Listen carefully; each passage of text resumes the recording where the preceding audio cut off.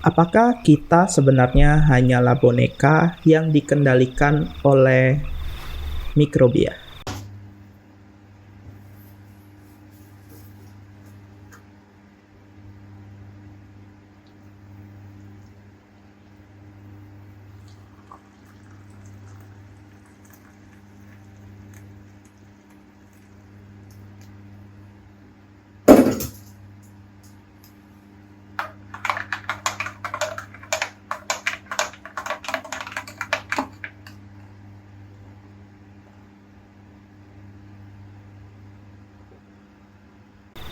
Selamat datang di Ngopi Sekwai, sebuah segmen yang berisi pemikiran-pemikiran liar dan pertanyaan-pertanyaan liar yang terkadang terlintas ketika kita terjaga. Tentunya tetap pada ruang lingkup bioscience, tanpa skrip, tanpa data. Jadi mari berdiskusi karena pemikiran liar terkadang menciptakan penemuan di luar nalar.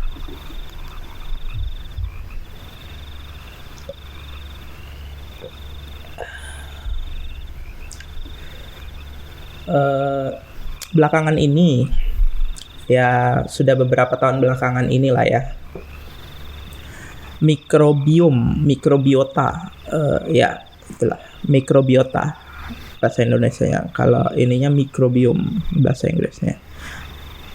Sudah menjadi sebuah topik populer di komunitas researcher, komunitas mikrobiologis sebagai topik studi yang menarik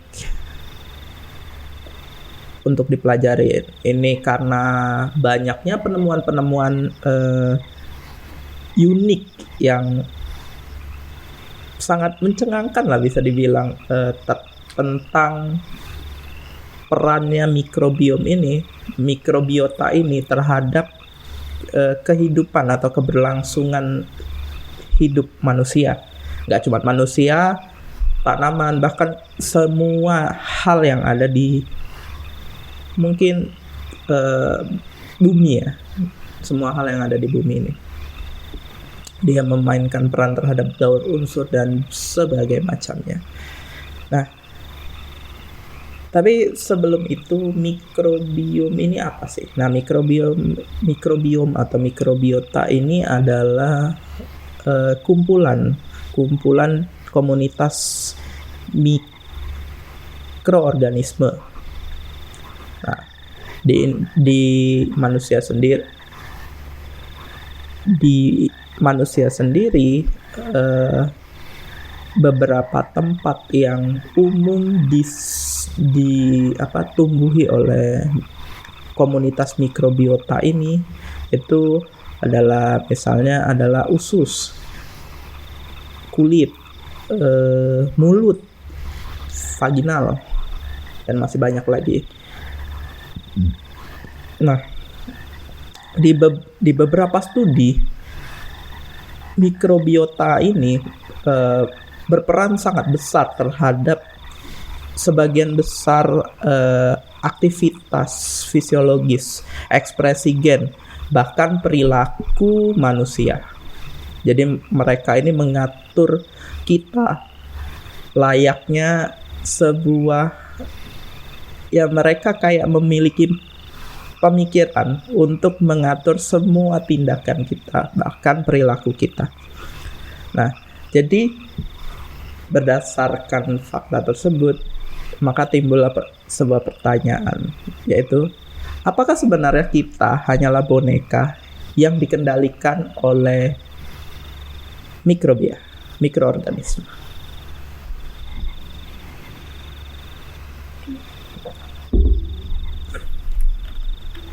Nah, sebelum jauh-jauh kita bahas tentang si mikrobiota ini, kita ini dulu satuannya mikrobiota ini. Jadi kalau mikrobiota ini kan tersusun dari mikroorganisme.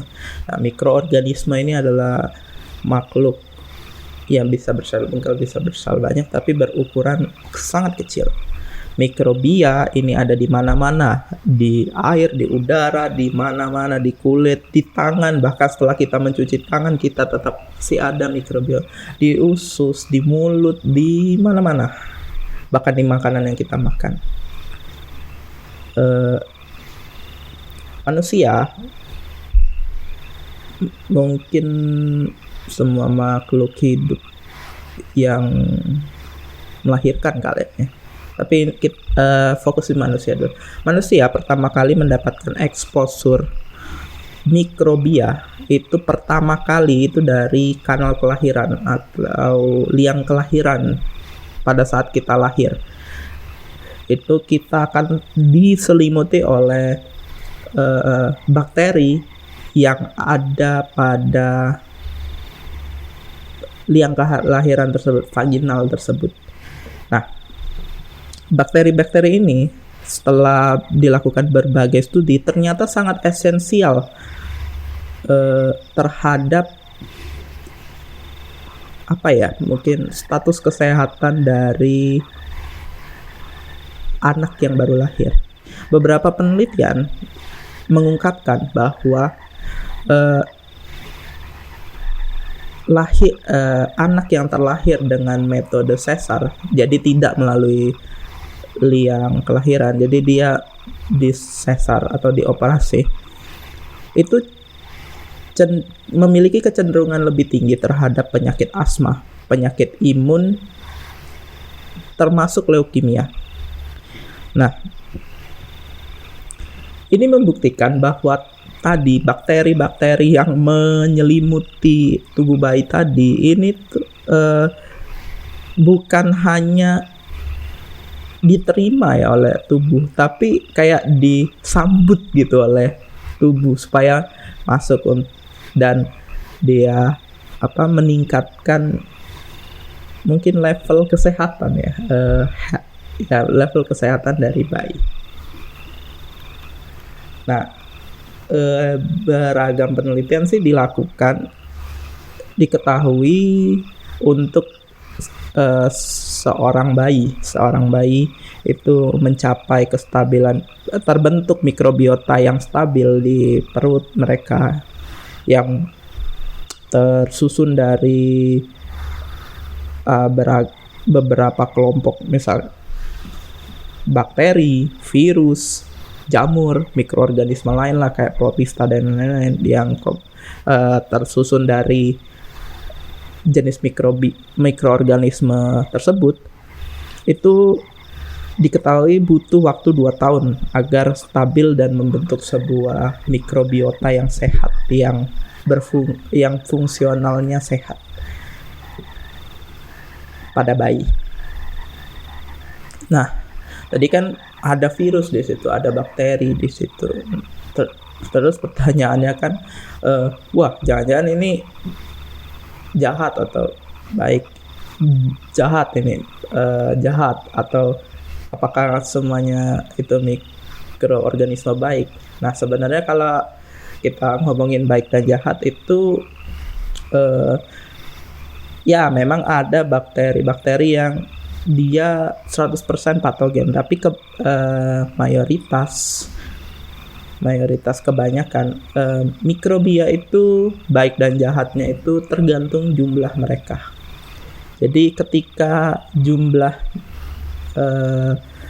populasi mereka itu sangat sedikit, disupres oleh jumlah populasi mikrobia yang bisa dikatakan baik, itu mereka tidaklah berbahaya, dan itulah yang membentuk mikrobiota yang ada di tubuh manusia.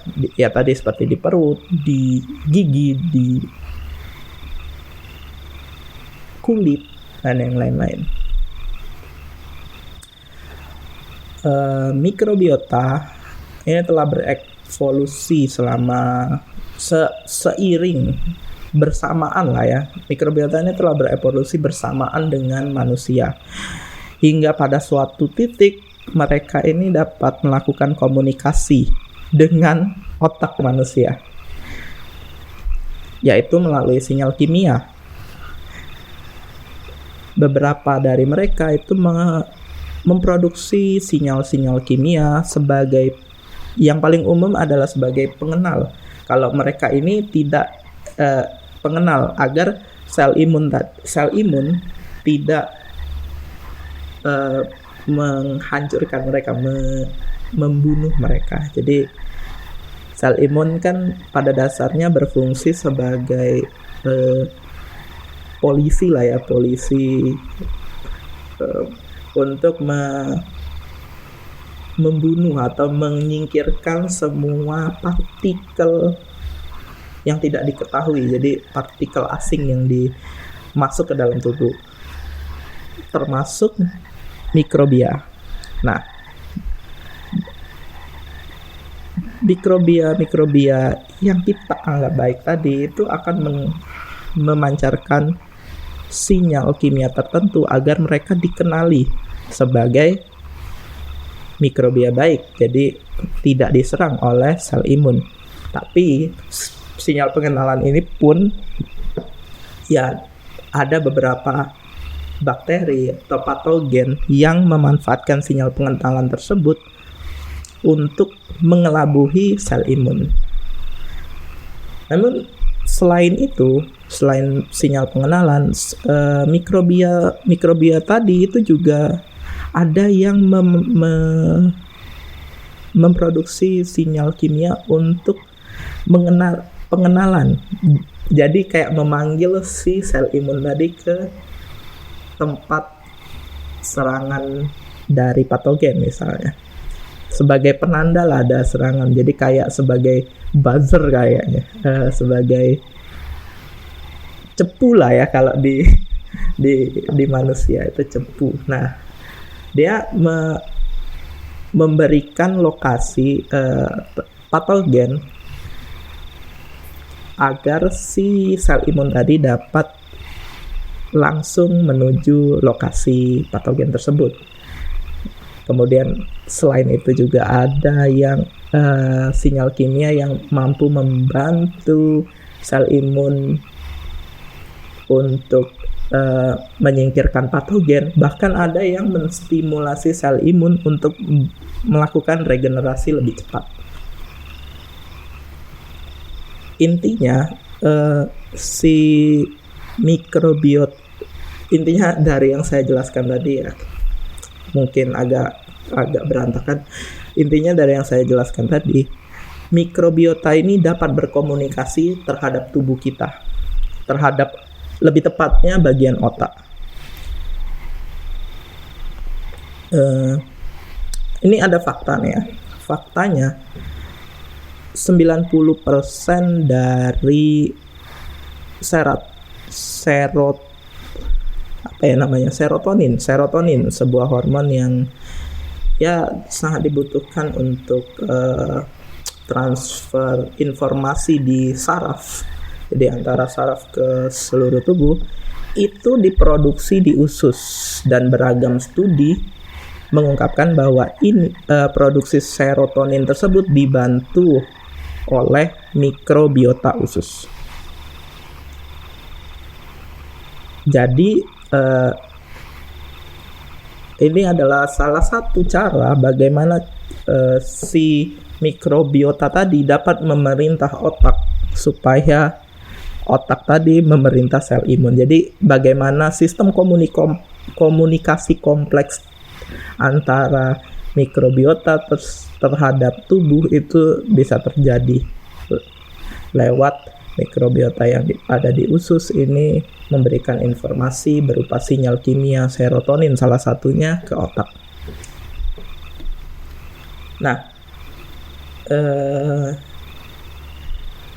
kenapa saya memiliki pemikiran kalau si mikroorganisme ini sebenarnya mengendalikan kita sebagai sebuah boneka. Nah, ada beberapa penelitian lucu ya, yang mungkin bisa dicari sendiri karena di sini saya tidak tanpa skrip, tanpa data, jadi saya cuman ya menyampaikan apa yang pernah saya baca. Jadi ada sebuah studi yang pernah saya baca itu bahwa Iya. Ini dulu apa namanya? Mungkin saya lupa. Jadi mikrobiota setiap orang itu berbeda-beda. Walau bahkan untuk kembar identik sekalipun. Jadi mikrobiota ini sangat berbeda-beda dan akan terus berubah seiring dengan pola hidup dan yang berkaitan dengan itu. Nah, lucunya bahkan mikrobiota orang yang mengalami depresi ini juga memiliki susunan yang unik, yang sangat berbeda. Dan ada sebuah studi yang dilakukan terhadap tikus sehat yang diberikan mikroorganisme yang diisolasi dari orang dengan gangguan depresi. Secara psikologis dia divonis depresi lah. Ketika diberikan kepada tikus sehat tersebut mikrobiomnya, tikus tersebut berangsur menunjukkan tanda-tanda depresi, sehingga itu mematik pertanyaan yang lucu. Jadi sebenarnya yang depresi ini manusianya atau mikrobnya. Ada lagi penelitian yang lucu tentang bagaimana mikrobiota itu susunan mikrobiota tertentu ini sangat berpengaruh berkaitan. Nah, lebih tepatnya berkaitan dengan kecerdasan motorik dan bahasa yang dimiliki oleh bayi yang baru lahir, perkembangan bayi. Jadi ada beberapa bakteri itu dinilai lebih menunjukkan kecenderungan yang lebih baik kalau bayi tersebut memiliki susunan mikrob tersebut memiliki Jadi jika bayi tersebut memiliki susunan bakteri tersebut pada mungkin sistem pencernaannya, diketahui bahwa bayi tersebut memiliki kecerdasan motorik dan bahasa yang lebih baik. Jadi kayak saling berkaitan gitu antara jenis mikrobiota yang ada di perut bayi terhadap kecerdasan dari bayi, perkembangan itu. Nah, karena mikrobiom ini, saya lupa sih sebenarnya ini, tapi harusnya ini yang paling penting sih. Tadi tuh ya itu studi-studi yang lain, tapi ini yang paling penting karena sebenarnya mikrob tadi dapat mengendalikan otak. Jadi pikiran kita ini sebenarnya mungkin telah dikendalikan oleh mikrobiota di perut kita. Sebagai hal yang paling umum, yang paling telah banyak dibuktikan lah ya, komunitas mikrobiota di perut. Jadi susunan mikrobiota yang ada di perut kita ini menginfluence apa yang ingin kita makan. Jadi ya ada peribahasa we are what we eat itu benar. Jadi karena tadi kan si mikrobiota ini dapat berkomunikasi dengan otak.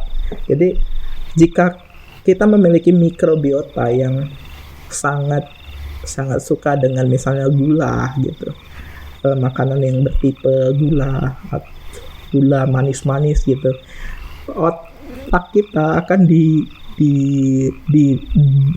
dikendalikan oleh mikrobia untuk memakan makanan yang seperti itu terus. Kalau dia sukanya lemak terus.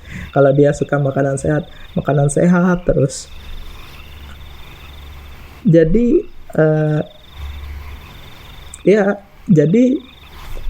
jadi apa yang kita makan ini secara tidak langsung itu diinfluence oleh mikrob yang ada di perut. Ini lucu karena beberapa penelitian pun mengungkapkan bahwa hal tersebut ini memainkan peran penting terhadap fenomena obesitas. Jadi ya dengan susunan mikrobiota tertentu, mereka akan menginfluence obesitas pada manusia. Tapi ini juga bisa berlaku sebaliknya. Jadi kita juga bisa men-treat susunan mikrobiom kita dengan pola makan dan diet. Jadi misal kita mungkin cukup butuh proses, tapi mengubah pola makan kita menjadi yang tadinya suka junk food terus kita diet untuk makan makanan sehat, akan mengubah susunan mikrobiota kita tadi yang tadinya mungkin mikrob yang di perut kita tadi menyukai makanan yang dengan kadar lemak tinggi, gula tinggi, itu akan menurun populasinya dan berganti dengan, kalau kita makan makanan sehat seperti sayur-sayuran, berganti mikrob-mikrob yang suka dengan serat. Ya, dia memainkan apa yang kita makan ini bisa memainkan peran untuk mengatur mikrob apa yang bisa tumbuh di perut kita. Karena ya mikrob kan mendapatkan nutrisinya dari mulut kita. Dia memang mengendalikan otak kita, pikiran kita untuk memakan sesuatu, tapi kan kalau kita melawannya, kita bisa mengendalikan populasi mereka. Ada juga yang mungkin populer saat ini dengan probiotik, kita juga bisa mengatur mikrob di perut kita dengan probiotik. Tapi beberapa probiotik itu hanya klaim probiotik saja, karena sangat nggak semua probiotik itu bisa sampai ke usus kita. Dia harus melewatin yang namanya lambung kita. Lambung kita itu sangat asam dengan HCl-nya yang sangat konsentrasinya sangat pekat, yang dapat membuat mikrob itu mati. Jadi tidak sampai ke usus, sehingga memang ya butuh sesuatu, misalnya di coating, atau memang mikrob-mikrob yang terbukti bisa melewati sistem pencernaan tersebut. Salah satunya mikrob yang tahan asam. Nah, sebenarnya ini saya agak geli sih. Cuman ada satu teknik untuk mentransplantasi feses, yaitu jadi bagaimana kita bisa memindahkan mikrobiota baik dari satu individu ke individu lain, itu transplantasi feses. Jadi feses dari orang yang kita anggap sehat tadi akan ditransplantasi ke dalam tubuh orang yang kita anggap tidak sehat. Beberapa dari studi transplantasi feses ini telah terbukti telah mampu menyembuhkan sebagai terapi untuk orang-orang yang kena diare. Tapi ada beberapa drawback. Mikrob orang yang obesitas ternyata itu akan memicu obesitas pula terhadap yang di penerima transplantasi tersebut. Jadi ya masih butuh studi yang panjang untuk mengetahui secara pasti bagaimana mikrobiota ini berinteraksi dengan tubuh, mengendalikan pikiran kita. Masih banyak yang menjadi misteri dari peran mikrobiota ini terhadap keputusan-keputusan perilaku kita yang mungkin saja dikendalikan oleh mereka. Sehingga jawaban apakah kita sebenarnya hanyalah boneka yang dikendalikan mikrobiota, menurut saya sejauh ini masih masuk akal ya. Dan Ini sedikit komedi kali ya, bukan komedi juga ya, sedikit kalau kita berteori konspirasi. Fakta hingga saat ini kebenaran tentang mekanisme mikrobiota ini masih abu-abu atau masih belum bisa di-track dengan baik. Meskipun studinya saat ini lebih sekarang jadi sangat populer, itu mungkin saja adalah agenda dari mikrob tersebut supaya kita tidak sadar kalau kita adalah boneka mereka.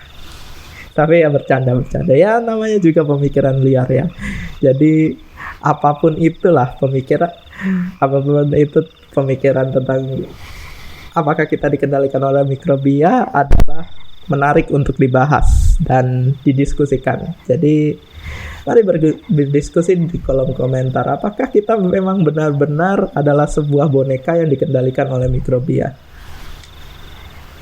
Apakah kesadaran kita atau perilaku kita saat ini itu murni dari kesadaran kita atau kesadaran mikrobia? Apakah saya yang berbicara seperti ini adalah kehendak dari mikrobia? Ya, mari berdiskusi, karena ini adalah bahasan yang cukup menarik. Sekian Ngopi Sekwai episode kali ini. Saya Punta, sampai jumpa di Ngopi Sekwai episode berikutnya. Bye-bye.